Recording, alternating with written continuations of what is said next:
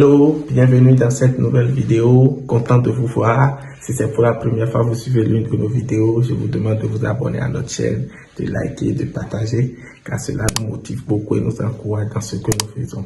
Sur cette chaîne, vous trouverez beaucoup de vidéos explicatives portant sur les notions théoriques comme pratique étudiée en topographie. Je vous conseille juste de cliquer sur vidéo sur la chaîne et de scroller. Vous verrez toutes les vidéos. Beaucoup de notions ont été expliquées. Ça va vraiment vous aider et ça va vous permettre d'acquérir en expérience et en connaissance. Aujourd'hui, nous parlerons de la mesure indirecte de distance. La mesure indirecte de distance. C'est quoi la mesure indirecte de distance? On se retrouve après le générique.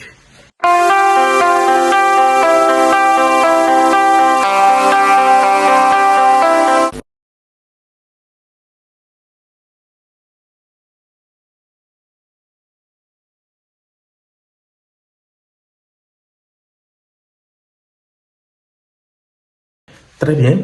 La mesure indirecte de distance est une mesure que l'on obtient par un opérateur muni d'un appareil théodolite, bien sûr, optico-mécanique ou électronique avec des calculs à partir de mesures auxiliaires sans qu'il ne soit dans l'obligation de parcourir la ligne de mesure. La mesure indirecte de distance. Cette mesure indirecte de distance, on peut obtenir cette mesure par plusieurs méthodes. Aujourd'hui, nous verrons la mesure stadimétrique. Stadimétrique, c'est cette mesure que nous verrons aujourd'hui. Suivez-moi très attentivement. La mesure directe et la mesure indirecte. Lorsque je prends deux points, A et B, la mesure directe, c'est que avec notre chaîne, on peut mesurer cette distance. Et en mesurant, on parcourt la ligne de mesure. Mais la mesure indirecte de distance, on obtient toujours cette distance AB sans parcourir la ligne de mesure. En d'autres termes, on stationne l'appareil, un théodolite, au point A et on place la mire au point B. Sur la mire, on prend trois lectures. La lecture sur le fil stadimétrique supérieur, la lecture sur le fil stadimétrique nivelleur, la lecture sur le fil stadimétrique inférieur. Après ça, on prend également l'angle VZ. L'angle vertical VZ. Quelle est la formule utilisée pour déterminer la mesure indirecte de distance après avoir pris ces données? TH égale à 100 facteur LS moins LI sinus au carré VZ. C'est la formule utilisée ça. Alors, nous allons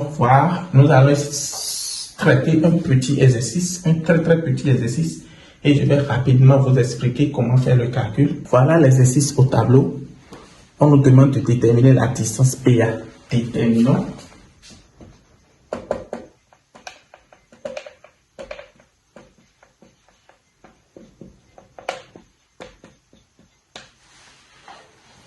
On connaît déjà la formule PH, PA, la distance horizontale, ça fait 100 facteur LS moins LI sinus au carré VZ. Ici, le piège qu'il y a, il faut comprendre que les lectures relevées sur la mire sont en millimètres. Les lectures relevées sur la mire sont en millimètres. Or, ici, nous voulons déterminer la distance horizontale PA en mètres.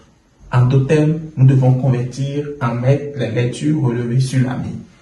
Donc, ça fait quoi? Ça fait 100 facteurs. LS. 1900, c'est la lecture LS. On a notre fil comme ça. LS, LN, LI. Donc, la première lecture, c'est LS. 1,900 moins. Lecture sur fil inférieur. 1,466 moins 1,466. Sinus Sinus au carré VZ, ça veut encore dire sinus VZ, le tout au carré. Donc, je mets un coffrateur sinus 98,573, le tout au carré. Histoire que vous compreniez, sinon je pouvais réécrire autrement sinus au carré comme ceci, 98,573. Donc, c'est comme ça. J'appuie sur la machine pour trouver maintenant TH et A. Donc, ça me fait 100 avec ma machine. 100 facteur 1,900 moins 1,466 sinus 98,573 au carré.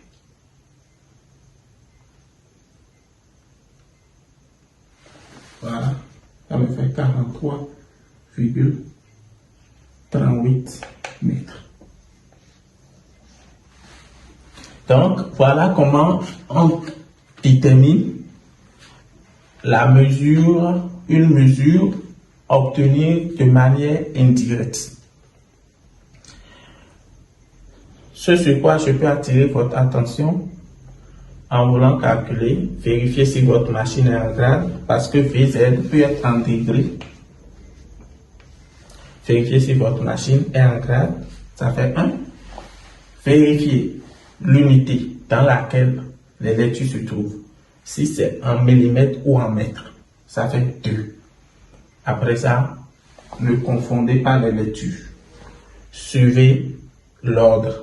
Lecture sur fil supérieur, fil stadimétrique supérieur, lecture sur fil stadimétrique nivelaire, lecture sur fil stadimétrique inférieur. Bien.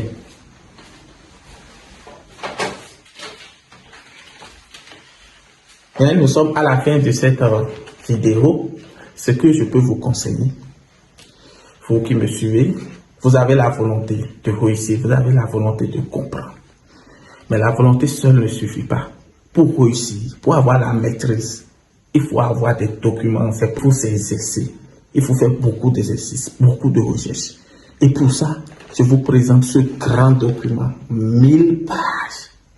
Plus de 200 exercices corrigés. Vous savez, ce document regroupe pratiquement toutes les notions étudiées en urbanisme, en calcul topométrique, en topographie générale, en dessin, en photogrammétrie.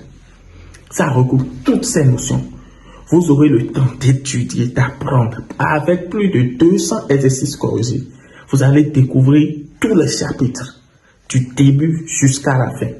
Et beaucoup ont déjà ce document. Je peux vous dire que le stock d'exemplaires physiques est épuisé. Pour obtenir ce document, vous ne pouvez que l'obtenir en ligne. Et je vous conseille de vous presser pour prendre ce document et pour vous exercer. Ça va vraiment vous aider et ça va littéralement changer votre parcours. Vous allez devenir une nouvelle personne, une personne brillante, meilleure. Pour avoir ce document, c'est très simple, peu importe votre localisation. Il suffit juste de cliquer sur le lien en description. Vous cliquez sur payer, télécharger, que vous soyez en France, que vous soyez au Mali, Gabon, Sénégal, peu importe votre localisation, vous pouvez payer par paiement mobile. Orange Money, Airtel, Vodafone, Wave, Tococel, Flouz, ou par PayPal ou par carte bancaire. Beaucoup l'ont déjà et beaucoup d'enseignants l'ont déjà. Et dites-vous que vos prochaines interrogations ou devoirs ce seront des exercices tirés dans ce document. Et même des épreuves d'examen, bien sûr, tirés dans ce document. Donc, si vous voulez devenir meilleur, si vous voulez maîtriser, je vous conseille ce document. 1000 pages, un document de 1000 pages. Un document de 1000 pages, plus de 200 exercices corrigés. Merci à vous et à la prochaine. Ciao.